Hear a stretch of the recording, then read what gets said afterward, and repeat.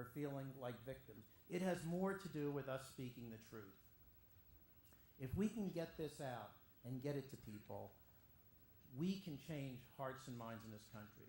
And I want to ask you this evening to join me in getting a different message out to people who need to be transformed.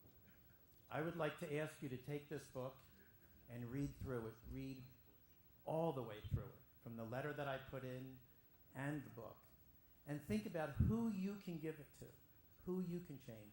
If you are lucky enough to know President Obama, hand it to him. If you are lucky enough to know the senator from your state who might be moved more, of course I'm talking to New York, but when you are talking to people also in Montana or the Midwest, I will tell you it can change people.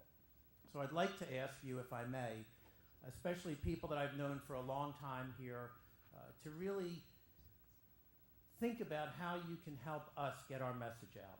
And finally, I want to just end by thanking my family sitting at this table, from all my dear friends and my partner Tim, who has supported me through all of the work that I've done late at night, and Brent Childers, who is sitting over there. If you just raise your hand, Brent. Brent Childers is the Executive Director of Faith in America. 5 years ago, he didn't quite feel like about gay people the way he does today.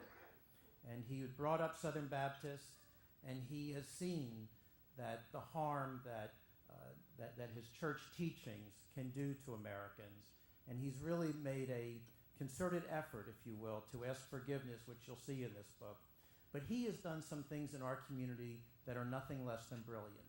Where you just saw the black minister from Hickory, Reverend Reggie Longcrier, and asking a question that really changed the conversation of all the Democratic candidates. You didn't hear any Democratic candidate standing up speaking against gay people this year using their religion as justification for it.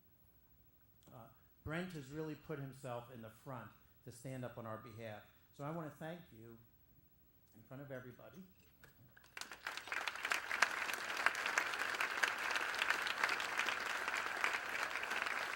And I really just want to thank you all for being here this evening and giving me this special honor. Take this and do some good with it.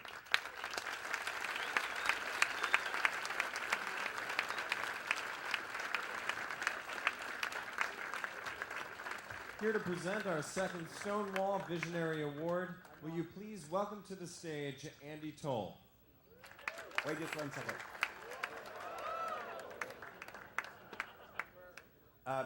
If I may just add one quick thing to what Mitchell said. By the way, I'm here to make him behave. I count a lot of Jews in my flock, but he's one of my favorites. The one thing I want to say about Mitchell that I think the people in this room particularly need to hear is that it's very easy when you live in a place like Manhattan to forget what it's like back where most of you came from. We're all getting along pretty well, and it's very easy to forget that the way a lot of us of our age grew up is still the case for so many kids around the country. And we live in a very rarefied place in the Northeast. New Hampshire, for God's sake, just passed gay marriage. But you get very far from here. You get very far from here, and the kind of things that are in this book are still true. We've made a lot of progress, but there are a lot of kids out there still contemplating suicide because of what they're being told, particularly by their religious institutions. So I'm just adding to Mitchell's plea, just because you're doing well, don't forget all those kids out there who need us to advocate for them. Mitchell is leading the way. Let's follow him. Thanks.